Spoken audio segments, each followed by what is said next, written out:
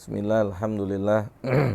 Wassalatu wassalamu ala rasulillah wa ala alihi wa ashabihi wa man walah, amma ba'd. Baik jamaah rahimani wa rahimakumullahu ta'ala, pada kesempatan pagi hari ini kita akan melakukan kajian yang berkaitan dengan salah satu hadis Nabi kita Muhammad sallallahu alaihi wasallam yang diriwayatkan oleh Imam Al-Bukhari dari sahabat Anas bin Malik radhiyallahu taala anhu, yang mana Nabi kita Muhammad sallallahu alaihi wasallam mengatakan, yassiru wa la tu'assiru.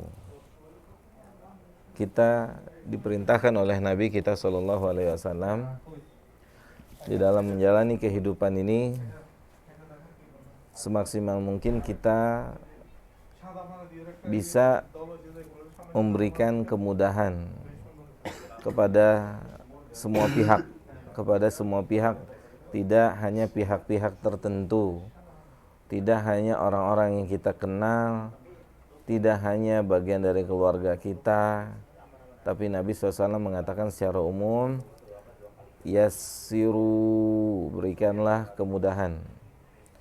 Ini sebuah perintah dari Nabi kita SAW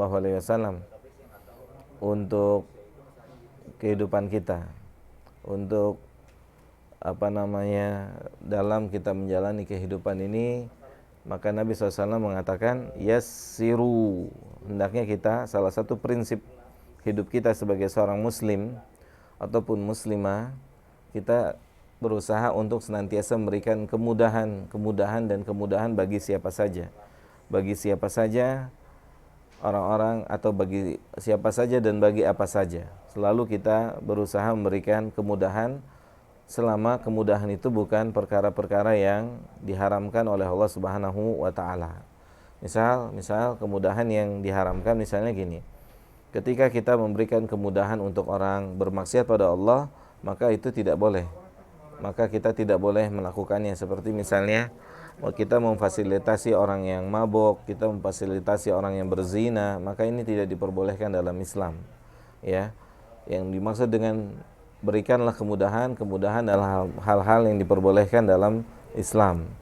Ya, Nabi SAW mengatakan yassiru, tanpa terkecuali berusahalah kita senantiasa memberikan kemudahan. Ya, berusahalah senantiasa kita memberikan kemudahan. Mungkin kita akan berpikir gini, apa faedahnya ketika kita memberikan selalu kemudahan kepada orang yang berinteraksi dengan kita? Apa manfaatnya? Tentu manfaat yang pertama, faedah yang pertama adalah sebagai bentuk ketundukan kita pada Allah Subhanahu wa taala, karena ini adalah perintah Nabi SAW. Sebagai salah satu bentuk kita menjalankan perintah beliau sallallahu alaihi wasallam. Karena ini perintah beliau mengatakan yassiru, berilah kemudahan. Ya, jamaah yang dimuliakan oleh Allah Subhanahu wa taala, dalam segala hal yang tidak berkaitan dengan yang diharamkan oleh Allah, maka diusahakan kita memberikan kemudahan. Dan yakinilah ketika kita memberikan kemudahan, tidak ada sedikit pun kerugian. Wallahi tidak ada sedikit pun kerugian. Ya, jadi ketika kita berinteraksi dengan Allah Subhanahu wa taala, maka seseorang tidaklah mengalami kerugian. Seorang tidaklah mengalami hal yang menyesakkan dadanya, tidak. Ketika seorang benar-benar berinteraksi dengan Allahu Jalla Dzikruhu, walaupun kemudahan yang dia berikan, dia harus mengorbankan hartanya, dia harus mengorbankan tenaganya, dia harus mengorbankan waktunya, dia harus mengorbankan biayanya untuk memberikan kemudahan pada orang lain, atau untuk memberikan kemudahan kepada pihak-pihak lain. Tapi yakinilah dia tidak rugi ketika memberikan kemudahan kepada pihak-pihak orang atau orang-orang yang berkaitan atau berhubungan atau berinteraksi dengan dia. Itu kita harus yakin. Ketika kita memberikan kemudahan, apapun bentuk kemudahannya, mujmal, apapun bentuk kemudahannya, kemudahan dalam berdagang, kemudahan dalam misalnya hutang pihutang, kemudahan dalam interaksi sewa menyewa, ketika kita memberikan kemudahan, ya, ketika kita berikan kemudahan, walaupun secara materi mungkin kita dirugikan secara materi, secara pandangan orang awam mungkin kita dirugikan waktu, mungkin kita dirugikan biaya, mungkin kita dirugikan tenaga. Tapi yakinilah ketika kita meniatkan dalam memberikan kemudahan kepada semua pihak adalah sebagai ketundukan kita pada Allah Subhanahu wa taala, maka itu tidak ada yang sia-sia. Itu tidak ada yang tidak berguna. Semuanya berguna di dunia maupun di akhirat. Di dunia maupun di akhirat pasti berguna. Karena gini, tentunya dalam hidup ini kita semua ingin mendapatkan kemudahan juga, betul nggak? Sepakat ya? Dalam hidup ini kita ingin juga selalu mendapatkan kemudahan, dan ternyata kemudahan yang bisa atau kemudahan yang ditetapkan oleh syariat ini yang bisa diperoleh oleh seseorang saat seseorang memberikan kemudahan kepada orang lain, saat seseorang memberikan pertolongan pada orang lain. Sebagaimana Nabi kita Muhammad SAW mengatakan, sesungguhnya seorang hamba, innal abda, sesungguhnya seorang hamba benar-benar akan mendapatkan pertolongan dari Allah Subhanahu wa taala, akan memperoleh kemudahan dari Allah Subhanahu wa taala selama seorang hamba tersebut senantiasa memberikan pertolongan kepada hamba-hamba yang lain, memberikan kemudahan kepada hamba-hamba yang lain. Itu sebuah sebab akibat yang terkadang kita berpikir bagaimana kita bisa memperoleh kemudahan, bagaimana kita bisa menjalani hidup ini dengan mudah, dan Islam telah memberikan solusi. Seseorang akan memperoleh kemudahan dalam hidup dan kehidupannya di dunia ini dengan cara dia memberikan kemudahan kepada semua pihak. Dan yakinilah ketika dia memberikan kemudahan tidak ada kerugian sedikit pun. Wallahi tidak ada kerugian sedikit pun. Ya, jelas Pak Andre?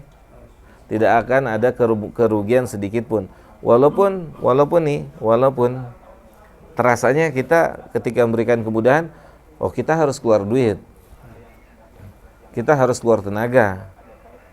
Kita harus capek ketika kita memberikan kemudahan. Maka yakinilah itu tidak akan ada kerugian karena kita berinteraksi dengan Allah. Pasti Allah akan menilai itu semua. Ya, kata Nabi kita Muhammad SAW, yassiru, berilah kemudahan. Yassiru. Ya, kita diperintahkan untuk memberikan senantiasa kemudahan.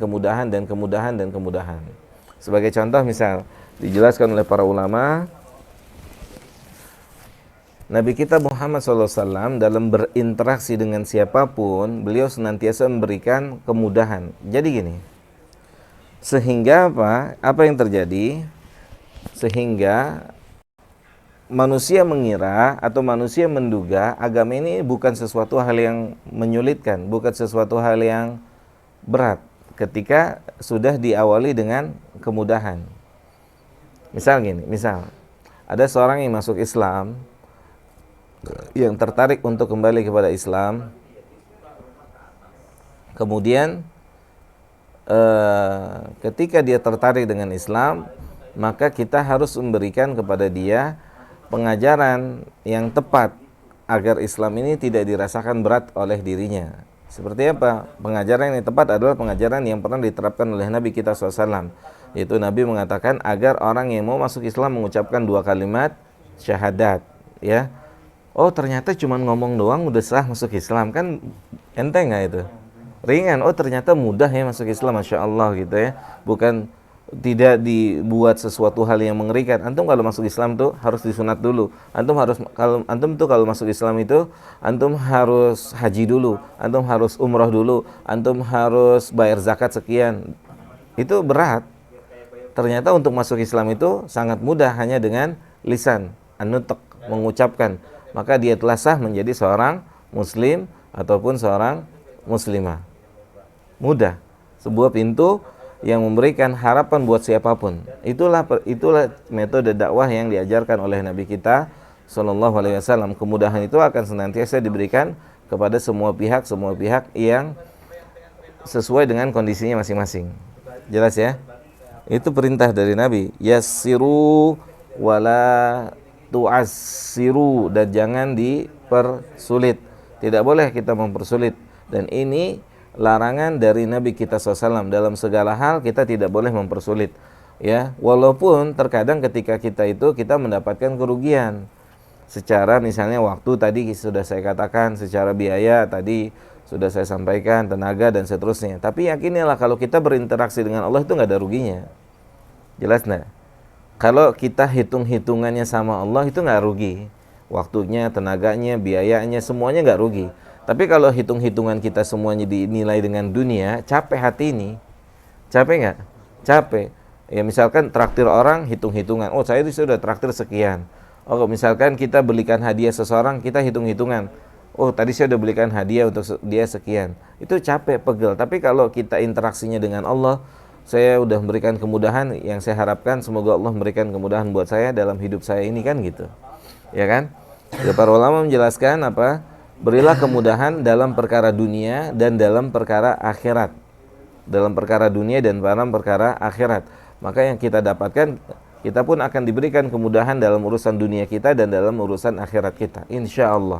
Ya, insya Allah. Yakinilah itu, karena ini adalah jalan keluar. Ini adalah jalan keluar agar hidup yang kita jalani sebentar ini benar-benar terasa mudah. Benar-benar terasa mudah. Kenapa? Karena telah diberikan kemudahan oleh Allahu Jalla Jalaluhu Subhanahu wa Ta'ala. Semoga Allah memberikan kita semua taufik dan hidayahnya untuk senantiasa menjadi seorang hamba yang bisa memberikan kemudahan bagi semua pihak dalam urusan agama maupun dalam urusan dunia, ya, dalam urusan agama maupun dalam urusan dunia. Semoga Allah bisa, atau semoga Allah memberikan kita semua taufik untuk bisa menjadi seorang hamba yang demikian. Jelas sampai sini? Dan pasti kemudahan itu akan kita peroleh dalam hidup ini. Cepat atau lambat kemudahan itu pasti akan kita peroleh. Ya, ketika kita memberikan kemudahan, cepat atau lambat kemudahan itu akan kita peroleh. Jelas sampai sini, jemaah? Ada soal, ada yang ingin bertanya? Berarti kemudahan itu bisa diterima dibalas di dunia dan di akhirat juga. Iya, pasti itu dua tempat. Kita akan mendapatkan kemudahan di dunia. Misalnya, pokoknya prinsipnya dalam hidup ini berdasarkan sunnah Nabi SAW senantiasa memberikan kemudahan, ya, kemudahan dalam segala hal. Kita berusaha memberikan kemudahan. Bahkan gini, bahkan terkadang senyum itu adalah sebuah kemudahan. Benar nggak? Ya. Muka yang garang, muka yang asem itu terkadang sebuah kesulitan. Paham nggak maksudnya? Mau ngedeketin aja, wah udah enek ya, udah takut gitu ya. Waduh, mau dideketin gimana? Tapi dengan senyum aja tuh orang sudah mau nanyanya gampang. Wah tuh bapak itu kayaknya bisa nih ditanya nih, kayaknya ramah nih dari wajahnya terlihat gitu. Kayaknya akhirnya dia bisalah ada harapan dari sisi wajahnya gitu. Maka ini juga perhatian buat kita semua, ya. Ini perhatian buat kita semua. Senantiasa kita memberikan kemudahan dan kita dilarang juga untuk memberikan kesulitan dalam urusan dunia maupun dalam urusan agama. Dan gak ada ruginya ketika kita memberikan kemudahan, itu gak ada ruginya. Jelas ya? Paham? Terbalik, Ustaz, kita dapat kesulitan, itu bakal balik lagi kebaikan buat kita, atau kita masih bisa nggak kita doain, ya Allah akan dibales nih orang. Iya, ketika kita mendapatkan kesulitan, itu pun pertanda kemudahan itu akan segera datang, gitu. Jadi kita di bulan yang mulia ini, di antara yang kita benahi, di antara yang kita mohon pada Allah Subhanahu wa Ta'ala agar kita punya hati yang mulia. Iya.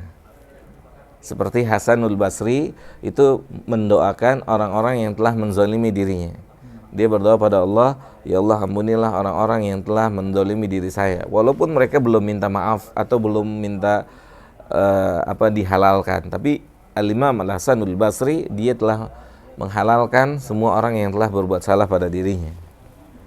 Nah, itu kan hati yang sangat-sangat lembut, Nah, ini di bulan yang mulia, di bulan Ramadan, kita mohon pada Allah semoga Allah berikan kita hati yang seperti itu, hati yang bisa lapang, begitu. Jadi yakin ketika kita memberikan kemudahan pasti ada kemudahan, yakin itu tidak mungkin tidak. Dan ketika kita dipersulit, jangan kita balas dengan persulit. Terus kita permudah aja, tidak ada masalah. Karena kita interaksinya bukan dia dengan si fulan atau si alan, karena kita interaksinya dengan Allah Jalla Dzikruhu. Boleh nggak kalau ketika dalam kesulitan kita gini, istilahnya kayak wasilah gitu, wah anak pernah melakukan kebaikan, anak pengen dibahas sesuatu yang lebih baik gitu, boleh nggak mengharap itu? Boleh, boleh. Tentunya gini. Kalau ana memahami secara spesifik ini, ketika melakukan kebaikan itu kebaikan yang antum harapkan dari Allah itu kebaikan di negeri akhirat.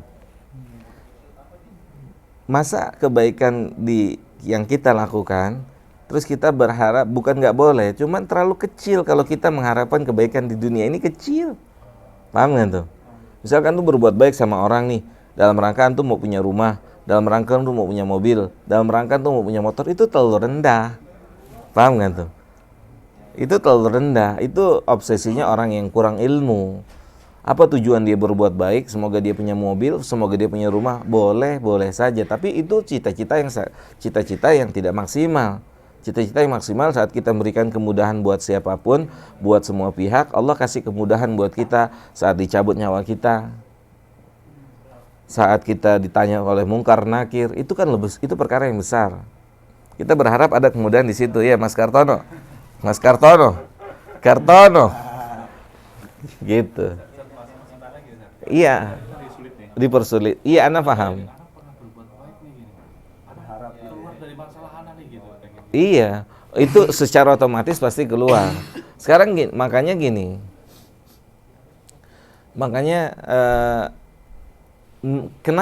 kenapa seseorang punya masalah? Ya oke. Intinya apa? Kenapa seseorang bisa punya masalah? Iya, coba kenapa punya masalah? Karena disayang Allah, terus. Karena Allah ingin memberikan kebaikan, terus. Kenapa orang punya masalah? Karena dia nggak punya ilmu. Kalau orang punya ilmu, dia nggak akan punya masalah. Ya nggak? Nggak ada masalah. Mau antum ke penjara, mau antum udah tabrak mobil, itu nggak masalah kalau antum punya ilmu. Tapi kalau antum nggak punya ilmu, itu jadi masalah. Paham nggak? Kenapa orang selalu punya masalah? Karena nggak punya ilmu. Kalau dia punya ilmu, segala sesuatu itu bisa dilakukan. Paham antum? Masalah itu kan buat orang yang punya ilmu. Sahih? Ada seorang nggak bisa ngerjain matematika, berarti masalah buat dia. Buat yang bisa, nggak masalah. Paham nggak? Ada orang yang kesulitan dengan kimia, fisika, ya kan, keringat dingin, buat dia masalah. Tapi ada buat lain pihak apa? Gampang, mudah. Paham nggak Pak Andre? Gitu. Nah, kita harus beranjak ke situ. Ya. Sulit ya? Sulit. Sulit. Paham nggak, Ham? Paham, Ustaz. Nggak ada masalah. Dalam hidup ini sebenarnya nggak ada masalah. Yang bikin hidup ini punya masalah apa? Karena nggak punya ilmu. Segala sesuatu selalu dipermasalahkan. Paham? Kalau punya ilmu, beres semua. Waktu ini terlalu sebentar untuk membahas masalah-masalah kecil. Sedangkan kita belum tahu kedudukannya di surga atau di neraka. Jelas nggak Pak Ilham? Itu kejawab ke pertanyaan antum? Udah, selesai. Kenapa orang punya masalah? Karena nggak punya ilmu. Kalau dia punya ilmu, nggak ada masalah. Karena bisa dia kerjain, karena bisa dia selesaikan. Dengan apa menyelesaikannya? Dengan menerima apa yang Allah takdirkan. Kan kita pernah bahas. Siapa orang paling berbahagia? Orang yang menerima semua yang Allah takdirkan. Itu orang paling bahagia. Bukan orang paling kaya, bukan orang paling tinggi kedudukan, paling tampan, paling ganteng, bukan. Tapi orang yang paling bisa menerima apa aja yang Allah tetapkan buat dirinya. Bisa difahami sampai sini? Ngerti Pak Andre? Nggak ada masalah, dalam hidup ini nggak ada masalah. Saat kita punya masalah dalam hidup ini, karena kita tidak punya ilmu. Sahih nggak? Nyambung nggak, Ham? Iya. Ilmu untuk menerima Iya. Saat kita, kalau misalnya kita nggak punya ilmu, punya duit aja masalah. Benar nggak? Buang duitnya kemana gitu. Iya, saat kita nggak punya ilmu, kita punya kedudukan tinggi aja itu masalah. Kalau nggak punya ilmu. Kita punya kendaraan aja masalah kalau nggak punya ilmu. Iya enggak? Jelas semua sampai di sini? Pak Andre? Gitu. Nah, makanya ada pun tadi misalnya kalaupun ada kemudahan ya, kalaupun ada kemudahan jalan keluar dari permasalahan hidup kita di dunia ini, itu bonus aja, bukan satu target utama. Target utama adalah kita diberikan kemudahan oleh Allah Jalla Dzikruhu bisa menyelesaikan perjalanan menuju Allah Subhanahu wa taala. Bisa paham sampai sini? Gitu. Kayak misalnya kita memberikan kemudahan sama orang, kalau kita mengerti ya, walaupun kita harus mengorbankan biaya, waktu, tenaga dan lain-lain, kalau kita mengerti, itu bukan masalah. Itu bukan masalah. Paham nggak? Tapi kalau orang yang udah obsesinya dunia, rugi sekian, waktu sekian, tenaga sekian. Paham sampai sini? Jelas? Ada lagi yang mau bertanya? Silakan. Iya Bu, silakan.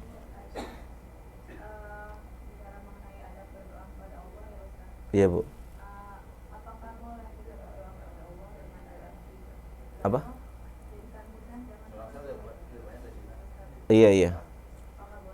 Boleh, karena itu doa Nabi juga. Nabi kan berdoa sallallahu alaihi wasallam, Allahumma la sahla illa ma ja'altahu sahla. Itu doa Nabi.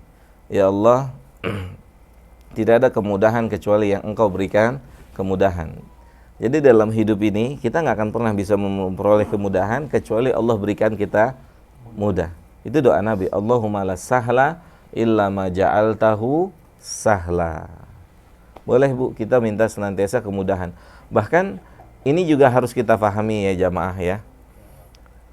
Seperti misalnya tadi saya sampaikan, saya sering mengulang-ulang ini. Kadang orang nggak mengerti saat dia bisa menerima penyakit yang Allah berikan, itu adalah kemudahan buat dia. Paham nanti? Dan saat orang tidak memulangkan nikmat sehat kepada Allah, itu kesulitan buat dia. Kok antum badannya sehat begini? Iya, ana olahraga setiap hari, vitamin sehari 5 kali. Berarti dia nggak pulangkan sama Allah itu. Paham nggak sampai sini? Jelas ya? Jadi boleh Ibu ketika kita minta senantiasa diberikan kemudahan oleh Allah Subhanahu wa taala. Wallahu a'lam bishawab. Ada lagi yang mau tanya? Silakan.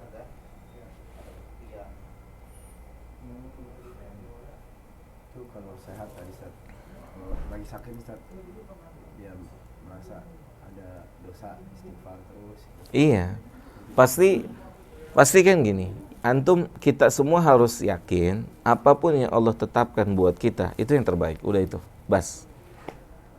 Gitu. Itu yang terbaik. Kita menerima apa yang Allah tetapkan, itu yang terbaik buat kita, apapun kondisinya. Jelas ya? Nggak ada yang dirugikan dengan takdir Allah. Siapa yang dirugikan dengan takdir Allah?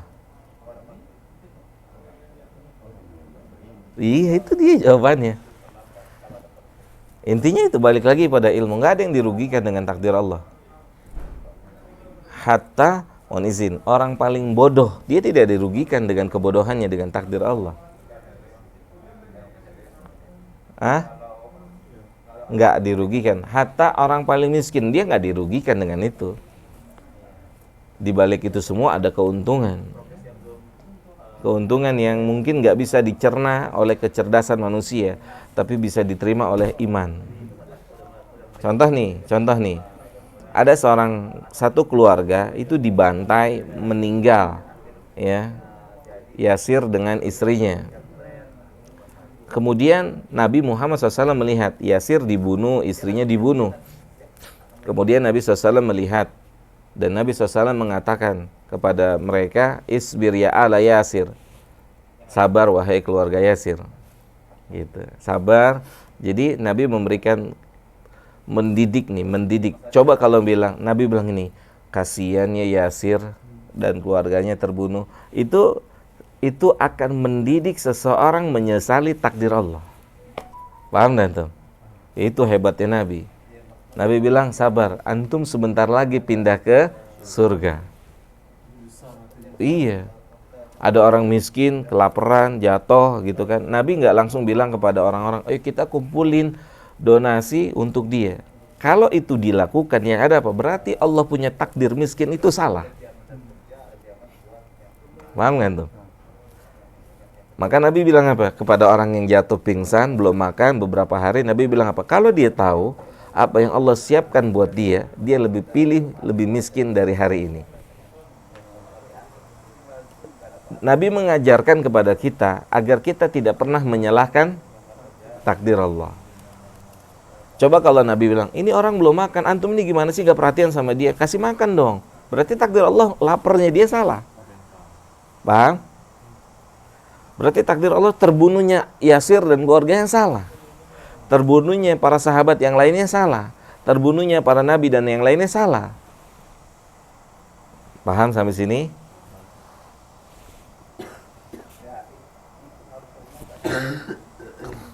Ada lagi yang mau tanya tentang memberikan kemudahan? Maka kita akan diberikan kemudahan oleh Allah Subhanahu wa taala. Ya, itu pasti, tidak mungkin tidak. Itu pasti. Dan apapun juga kita usahakan tidak memberikan kesulitan bagi semua pihak, bagi semua pihak. Itu gini Ustaz, yang kita membantu orang. Nanya sambil merem, hebat tuh, Syal. Bagaimana meleknya nih? Silakan lanjut. Jadi gini Ustaz, yang contoh orang kelaparan kan pasti yang kita ngikutin Rasulullah SAW gitu. Nanti sabar aja lah. Kalau kamu tahu ini bakal masuk surga, kamu bakal lebih mau miskin lagi gitu. Tapi mungkin sambil dibantu gitu, sambil ini ada makanan atau apa gimana gitu. Boleh kan gitu Ustaz? Ya boleh aja, nggak ada masalah. Cuman kalau Ngingetin tapi kasih ini enggak, lihat nih. Tapi tindakan seperti itu, pendidikan seperti itu menghancurkan akidah. Berarti takdir Allah ada yang salah. Bukannya nggak boleh, boleh kita bantu orang yang susah, orang yang kesulitan dibantu gitu. Boleh.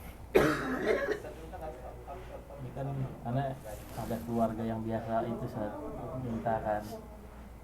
Karena sering ngomong gitu, sering apa namanya? Ya bukan sabar ya. Jadi Anda bilang, ayo kerja, tapi emang orangnya malas gitu kan. Cuma kalau Anda biarin malas, yang ada ngerusak gitu kan. Makanya udahlah kita kasih aja lah gitu. Iya, mungkin cara pendidikannya harus dirubah. Karena Allah nggak akan merubah nasib seseorang kalau dia nggak mau rubah. Harus dirubah gitu. Harus dirubah. Kalau orang mau berubah, dia harus merubahnya sendiri. Dirubahnya kita nggak usah cuekin aja gitu. Dalam artian ada sesuatu, berarti kan gini. Dalam hidup ini kan selalu ada evaluasi. Iya nggak? Kalau nggak ada evaluasi, kita nggak bisa naik kelas. Benar nggak? Waalaikumsalam warahmatullahi. Evaluasi itu kan akan menghasilkan sesuatu yang lebih baik. Ini kita harus evaluasi nih, checklist. Begini hasilnya, begini hasil begini, evaluasi untuk mengarah kepada yang lebih baik. Gitu. Ini jadi agak panjang. Kan hidup ini ada sebab akibat. Paham enggak? Hidup ini kan berjalan dengan sebab akibat. Berarti ketika misalnya kita melakukan sebab tertentu menghasilkan hasil yang sama, berarti kita harus ganti sebabnya. Seperti misalnya kita nggak pernah bisa jadi orang yang soleh nih. Saat kita berteman dengan si fulan atau si fulanah, kita nggak pernah bisa jadi orang soleh. Oh, berarti kita harus ganti sebabnya, ganti temannya yang bisa membuat kita jadi lebih soleh atau soleha yang perempuan. Gitu. Kalau kita bertahan dengan dia, ya udah kita akan begitu aja terus. Paham? Begitu. Dalam hidup ini kan begitu, evaluasi, terus evaluasi. Jadi gini Sat, kan mungkin langkahnya salah ya, kan yang Ibrahim taruh gitu ya. Ketutup. Nggak usah biarin aja. Jadi kan waktu itu kan Ibrahim ada calonnya, dan Anda ingat saat itu separuhnya Islam itu kan menikah. Separuhnya Islam itu menikah. Insya Allah dengan wasilah itu menikah, dia ada kemauan untuk berusaha sendiri, karena udah rumah tangga pasti dia berpikir, dan ternyata salah gitu. Dia lebih parah, tambah males. Malah sekarang dia nyuruh istrinya untuk ke kita minta terus itu. Nah, karena solusinya sering diminta pendapat sama abang. No, gimana gitu kan?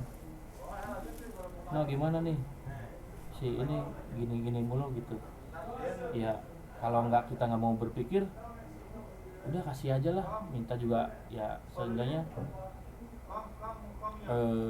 dia kan minta nih, ya kita kasih aja, kita juga punya kelebihan gitu. Cuma itu Anda tahu itu salah kan. Nah, yang Anda belum dapat ilmunya itu gimana? Kita pernah cuekin, tapi sampai habis di rumah barang. Di rumah barang habis. Pernah dia sampai nawarin sawah.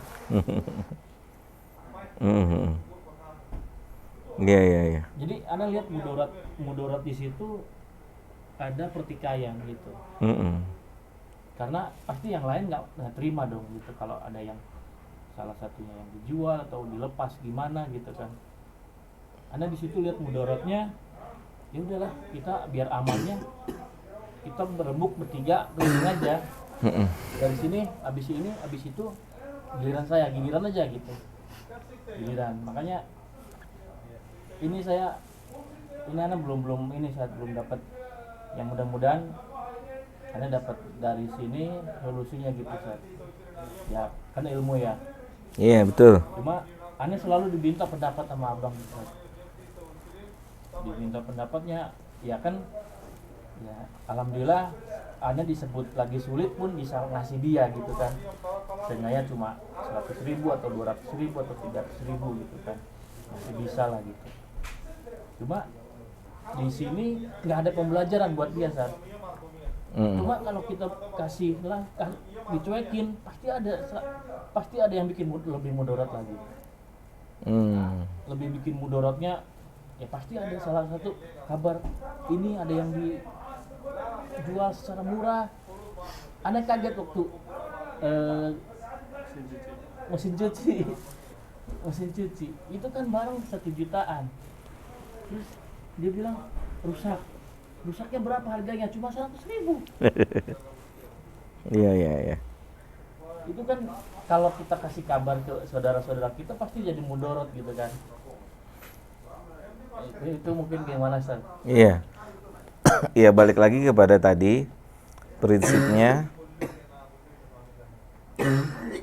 perintah Nabi SAW untuk senantiasa kita memberikan kemudahan kepada semua pihak, ya, kepada semua pihak kita memberikan kemudahan.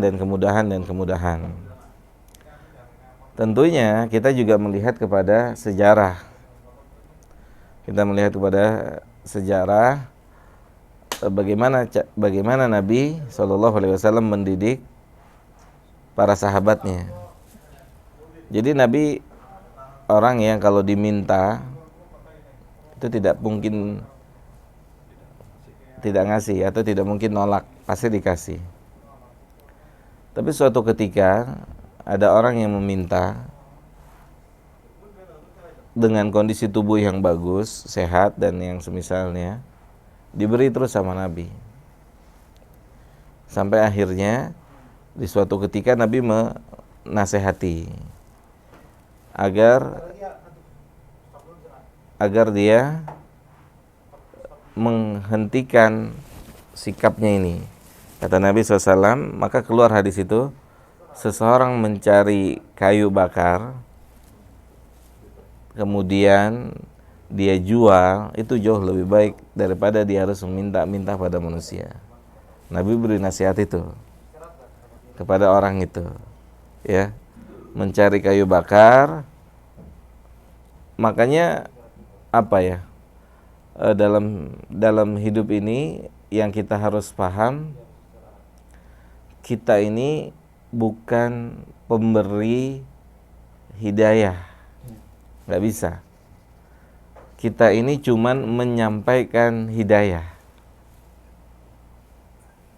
Paham nggak tuh? Justru hidup ini akan berat kalau kita bebankan pada diri kita, orang harus dapat hidayah. Itu berat. Tapi kita menyampaikan hidayah dengan sebaik-baiknya. Dan Allah yang lebih tahu siapa yang mau dapat hidayah. Paham? Begitu. Yang bikin kita pusing apa dalam hidup ini? Targetnya melebihi apa yang ditargetkan oleh Allah. Paham nggak? Kita dalam hidup ini menargetkan sesuatu itu melebihi apa yang ditargetkan oleh Allah. Misal nih ya, Ana kasih contoh nih.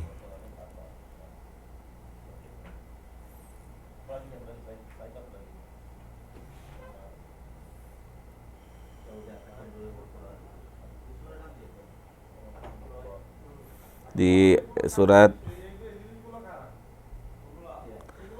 Al-Baqarah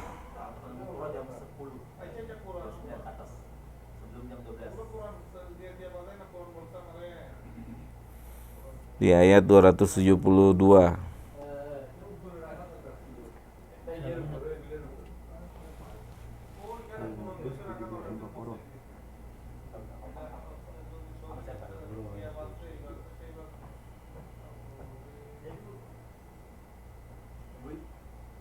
Lihat nih, Nabi, ini Allah yang bilang nih, laisa 'alaika hudahum.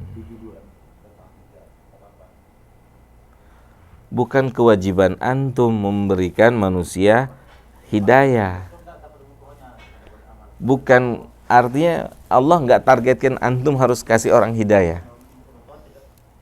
Tuh lihat tuh, laisa 'alaika hudahum. Antum tidak dibebankan orang yang antum dakwahkan tuh harus dapat hidayah. Enggak. Oh berat kalau begitu. Berat nggak Pak? Kalau targetnya itu berat dong. Stres kita. Udah ngomong bebusa dia nggak ngerti. Iya kan? Berat. Makanya Allah bilang, walakinnallaha yahdi may yasha. Kan tapi Allah yang mengetahui siapa yang mau menerima hidayah. Tugas kita hanya sebatas memberikan jalan hidayah. Selesai. Antum berikan solusi, misalnya sampaikan kepada saudaranya, misalkan ini solusinya begini, selanjutnya Anda akan menanggung apa yang Anda lakukan sendiri. Memang berat, tapi memang ini perjalanan hidup. Ini adalah perjalanan hidup. Jadi gini Sat, Anda belum ini juga. Soalnya kita kasih solusi. Seperti contoh kandang ayam. Ya, contoh kandang ayam. Kita kasih ke ayam banyak. 6 pasang lah. Padahal kita kasih solusinya. Anda nggak berharap dia dapat kilo dulu lah. Anda berharap dia dapat ada kemauan buat nafkahin istrinya atau ini gitu. Ada kemauan untuk bekerja lah gitu. Ada kemauan untuk ini. Soalnya itu Anda masih berpegang solusi kasih aja sama saudara, kasih aja, daripada kita mikir kita juga banyak istilah, kalau kita mikir banyak gitu kan. Nah makanya solusinya udah kasih berapa gitu. Akhirnya kita kasih kandang ayam sama ayamnya, ternyata masalah lagi Nih, buat beli pakan ayamnya. iya makanya berarti kan jawaban itu salah. Paham nggak? Jawaban antum salah dalam menyelesaikan masalah ini. Iya, antum salah jawabannya. Kayak misalkan nih, mohon izin, anak yang orang tuanya kaya, terus dia punya sifat males, ngandelin orang tuanya, mati dia bentar lagi mati. Kenapa? Orang tuanya meninggal dunia, hartanya habis, kelar hidupnya. Ya enggak? Karena hidupnya selama ini bergantung sama orang tuanya. Kelar. Cara pendidikan yang salah, orang tua mendidik seperti itu. Sama seperti itu. Ini saudara antum kelar, antum semua nggak ada, kelar hidupnya. Ya kan? Iya. Selesai nggak? Iya, Selesai. Gitu. Cuma caranya gimana? Kita udah Nggak bisa, antum nggak bisa memberikan atau apa namanya memberikan tadi, kalau Nabi saja tidak bisa memberikan orang hidayah, udah cukup memberikan arahan. Saya punya kewajiban, istri dan anak saya, abang-abang punya kewajiban, istri dan anak saya, kami fasilitasi Anda di sini, silakan. Selanjutnya. Paham? Siap. Kan yang salah siapa? Kalau misalkan itu sebuah hal yang terulang seperti tadi, kenapa jadi masalah? Karena kita nggak punya ilmunya kan? Kenapa antum jadi stres? Apakah antum jadi berdosa dengan dia berbuat seperti itu? Ya kan? Berdosa nggak? Berdosa nggak? Enggak, Ustaz. Ya enggak, selesai berarti kan gitu kan. Misal nih saya nih, misal saya ngajarin antum di sini. Terus kemudian di luar sana antum menyelisih apa yang kita pelajari. Terus saya dosa nggak? Enggak. Paham nggak sampai sini? Kita nggak bertugas untuk mengawasi seseorang, enggak. Kita bertugas hanya menyampaikan. Atau orang tua mendidik anak dengan bagus, di luar sana anaknya berdosa. Orang tuanya dosa nggak? Enggak. Kan orang tuanya udah ngarahin, ini halal, ini haram. Kecuali orang tuanya nggak mengarahkan halal dan haram, dosa orang tuanya. Jelas? Paham? Dan Nabi bicara langsung sama orang itu, sampai Nabi mengeluarkan hadis orang mencari kayu bakar kemudian dia jual, itu lebih baik daripada dia harus minta-minta. Perkara dia mau terima, tinggal terima, antum sudah sesuai dengan prosedur. Berarti solusinya kita cuekin aja. Iya, solusinya antum kuatin hatinya. Kuatin hati antum. Aneh kemarin sempat terakhir ngomong ke dia gini, nih mau lebaran pasti kamu butuh ini itu, kita lagi keadaan semua kayak gini gitu kan. Terus ya udah, terserah kamu semua, urusan kamu semua. Anda bilang gitu. Anda sampai terakhir dipinta pendapat sama Anda. Ya udah kita ngomong aja ke dia, ini kamu nikah udah dinikahin, udah dikasih ini dikasih itu itu silakan. Sampai kalaupun kamu sampai mau tawarin ini rumah, silakan, itu urusan kamu. Sampai ngomong gitu kita bertiga itu baru keluar sekarang. Karena aneh ya bukannya apa ya, denger sebentar buat beli ini, buat beli itu, buat beli itu. Aneh bilang, kamu nggak kerja sama sekali, kan dulu sempat cari rongsok atau gimana? Dia nggak ada rongsoknya, udahlah, kita nggak mau denger kan, pasti dia beli gitu kan. Intinya kita udah kasih statement ke dia, kasih itu, kita udah nggak bisa bantu lagi, tapi kalau kamu buat makan oke lah gitu Pak, gimana lah gitu, tapi kalau masalah ini susah, terserah. Makanya tadi kan kita kaitkan, berilah kemudahan yang tidak menjadi fasilitas untuk berbuat dosa gitu. Kan minta dosa, minta dosa. Dosa nggak minta-minta? Dosa. Antum memfasilitasi orang bisa minta-minta terus gitu kan? Jelas ya? Gitu, wallahu a'lam bishawab. Ada lagi yang mau tanya? Tentang kemudahan.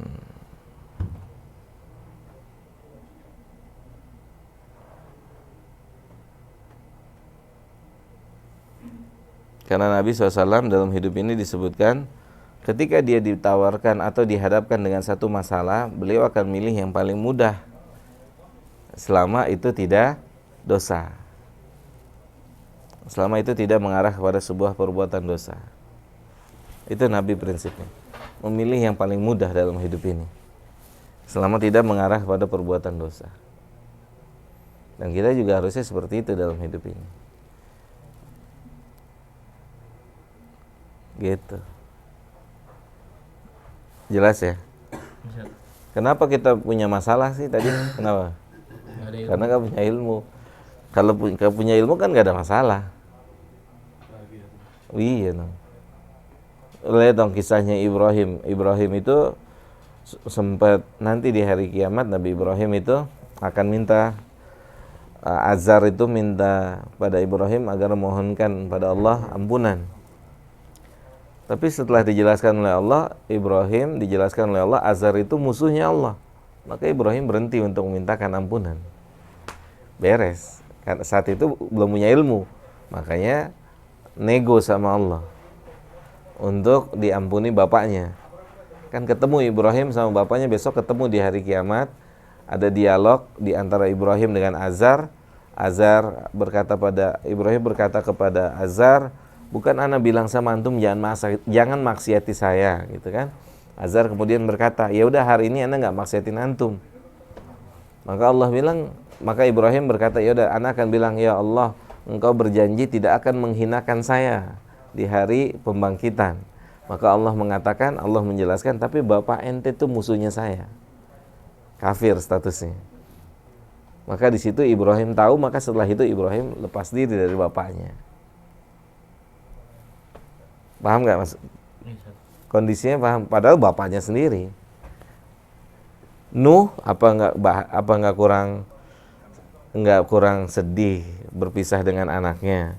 Tapi setelah Nuh tahu ilmu, ya Nuh tahu ilmu, hakikat saudara adalah saudara iman. Tuh. Ya kan? Hakikat saudara tuh. Hakikat hubungan antara seseorang dengan orang lain itu hubungan iman hakikatnya. Persaudaraan iman itu jauh lebih kuat daripada persaudaraan darah. Makanya yang Allah bilang apa? Innamal mu'minuna ikhwah. Tuh. Allah nggak bilang setiap yang satu perut adalah bersaudara. Hah? Ya, jelas ya antum. Karena bisa jadi satu perut musuh. Kalau yang satunya muslim, satunya kafir. Satu perut, tapi dia musuh. Hakikatnya musuh nanti. Tapi kalau dia satu mukmin, saudara, walaupun tidak satu perut. Makanya Allah bilang apa? Innamal mu'minuna ikhwah. Persaudaraan itu muslim, mukmin. Gitu. Antum nggak pernah dengar Abdullah bin Ubay bin Salul itu punya anak namanya Abdullah lagi. Saat Abdullah bin Ubay bin Salul itu mau bunuh Nabi, kedengaran sama anaknya Abdullah anaknya ini datang nemuin Nabi, bapak anak mau bunuh antum. Kalau antum izinin saya yang bunuh bapak saya. Tuh. Padahal bapaknya sendiri. Bapak saya mau bunuh antum. Kalau antum izinin, saya yang mau bunuh bapak saya. Jelas Pandre, sudah mulai kriep-kriep di mata. Paham gak? Itu hebatnya persaudaraan di atas iman tuh begitu. Paham gak? Karena kita selama ini yang membuat hidup ini bermasalah apa sih tadi? Ilmu. Kalau udah punya ilmu biasa aja. Antum dicaci maki orang, dihina orang, direndahkan orang. Kalau punya ilmu biasanya selalu aja, nggak ada masalah. Dia nggak ngerugikan kita saat mohon izin dia kata-kata yang jelek sama kita, dia mengumpat kita nggak dirugikan sama sekali. Iya nggak? Dia umumkan di orang banyak, di medsos dan segala macam keburukan-keburukan kita yang memang ada pada kita. Kita nggak dirugikan, dia sedang menggugurkan pahala-pahala dia kan, ya nggak? Kapan kita bisa bersikap seperti itu Ilham? Kalau punya ilmu, kalau nggak punya ilmu kan, ini gua harus balas nih, dia kurang ajar nih, udah berlebihan kan begitu. Kalau sudah punya ilmu, biasa aja, fokus hidup sama Allah. Gitu. Hidup ini harus fokus mendapatkan ridho Allah. Ini bumbunya banyak nih kanan kiri. Jangan dipikirin. Lanjutin aja menghadap Allah udah. Orang punya masalah karena nggak punya ilmu. Yakin nggak Pak? Kalau dia punya ilmu, ada masalah nggak dalam hidupnya? Enggak, pasti. Orang punya masalah karena nggak punya ilmu. Matematika yang susah buat orang yang punya ilmu nggak ada masalah. Kimia yang rumit buat orang yang punya ilmu gimana Pak Andre? Buat yang punya ilmu gimana? Chill. Tapi yang nggak punya ilmu keringet dingin. Jangankan ngelihat soal, ngedenger nama kimia, fisika, belum belajarnya tuh, baru ngedenger namanya tuh. Tapi buat yang punya ilmu selalu aja. Makanya kan Anda pernah bilang, menukilkan atau mengucapkan satu ucapan, kebutuhan kita akan ilmu itu seperti kebutuhan kita akan nafas, tidak bisa berhenti. Nggak ada berhenti menuntut ilmu.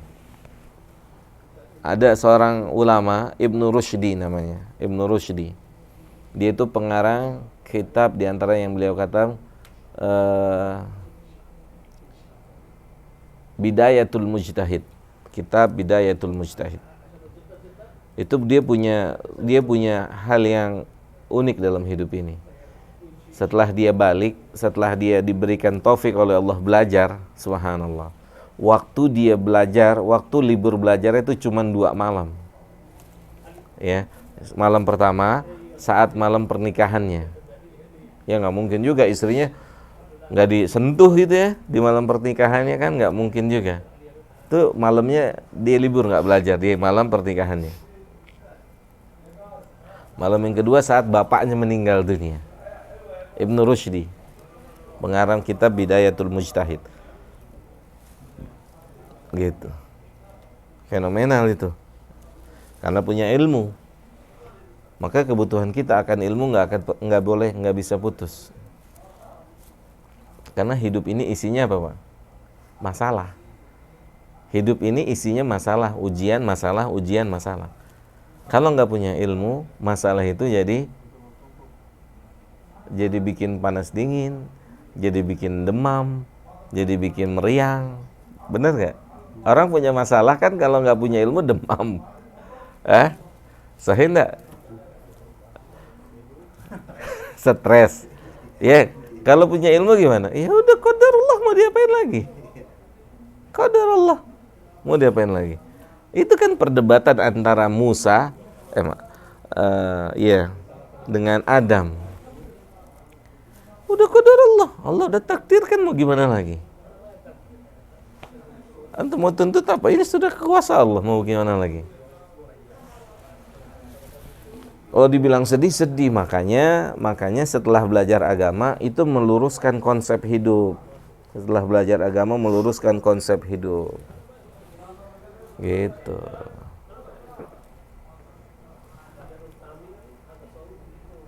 Jelas sampai sini? Gitu. Ada lagi ibu-ibu yang mau tanya? Apa nggak ada ya? Jelas ya semua ya. Mudah-mudahan ada manfaatnya apa yang kita bahas di pagi hari ini. Kurang lebihnya mohon maaf. Wassallallahu ala nabiyina Muhammadin wa ala alihi wa sahbihi ajma'in. Subhanakallahumma bihamdika asyhadu an la ilaha illa anta astaghfiruka wa atubu ilaika. Assalamualaikum warahmatullahi wabarakatuh.